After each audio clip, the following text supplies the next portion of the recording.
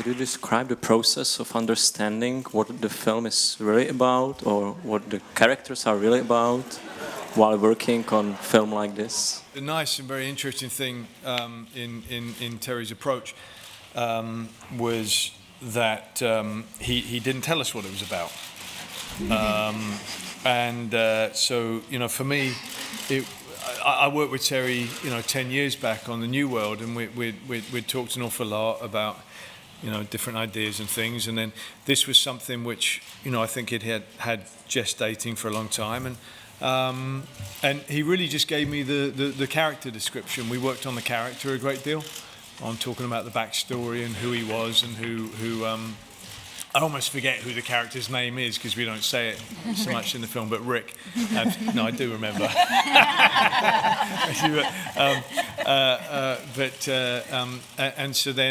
And then he would you know, he liked to call it torpedoing us with different actors and non-actors throughout production. And just get a very real response, you know, based on knowledge of the character. Since you don't really have any lines to learn by heart, how do you prepare for these characters? I mean, you did have a few lines to learn. Because I remember triple your lines. Because I never had any lines to learn, but I would see other people coming in and they'd have pages, and I would always try to look over the shoulder to see what I was going to be being told that day, because I never knew at all. Yeah, we would get like 30 pages sometimes a day of suggested ideas for dialogue that we could pick and choose what we felt comfortable with. And also Terry sent me books and movies, and we wrote lots back and forth before. It was actually quite a lot of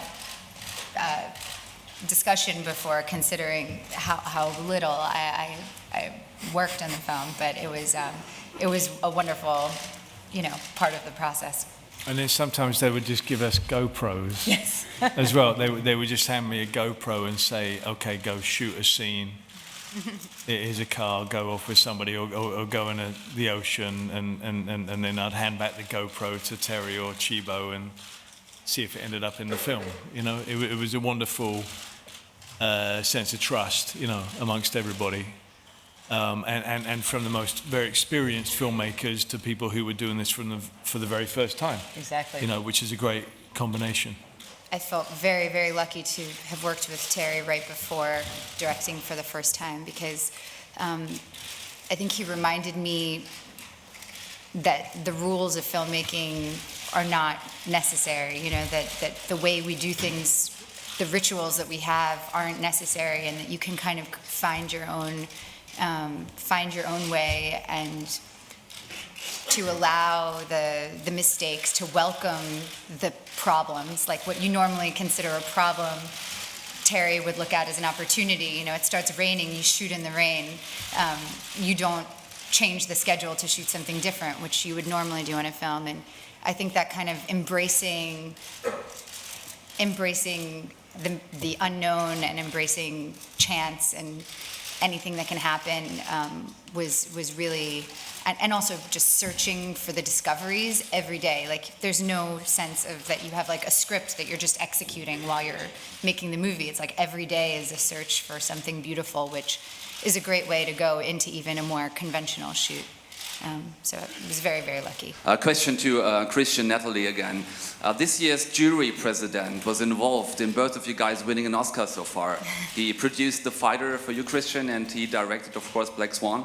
So with what arguments would you go to him and convince him of giving the golden or one of the silver bears to this movie? I would never tamper with the, I'm sure, very, very, very unbiased choices of the jury. So I will have a drink with him and not talk about the movie, I think.